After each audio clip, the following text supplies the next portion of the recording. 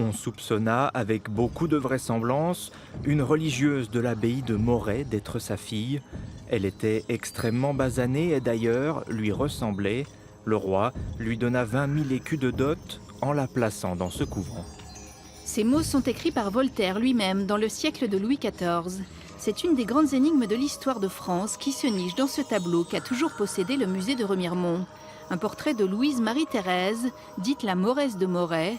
Pourquoi tant d'attention pour une simple religieuse, métisse, d'un petit couvent de Seine-et-Marne, si ce n'est parce qu'elle était la fille cachée du roi Soleil?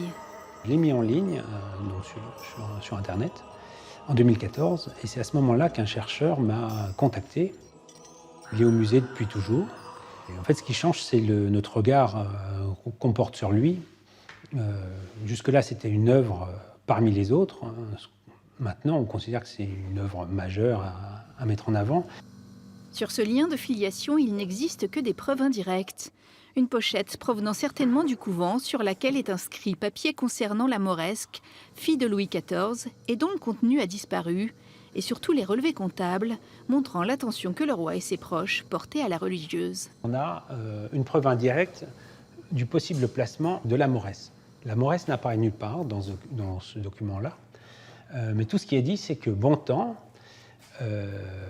qui est le premier valet de chambre du roi, on lui donne la somme pour remboursement de frais d'un déplacement de Saint-Germain-en-Laye, une des résidences royales, à Moret, pour affaires.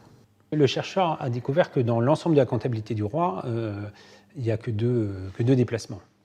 Et donc c'est un très très proche, donc s'il avait quelque chose d'assez sensible à faire, c'était par lui qui pouvait passer. Même Madame de Maintenon, maîtresse du roi et gouvernante de ses enfants naturels, finance le couvent et demande à assister à la prise de voile de la Mauresse. La mère de la religieuse, elle, aurait pu être une comédienne. Il y avait des Noirs dans la troupe du roi, ça c'est sûr. Et il aimait lui-même beaucoup le théâtre. Son confident, qui a joué un grand rôle pour placer la religieuse, aimait aussi le théâtre.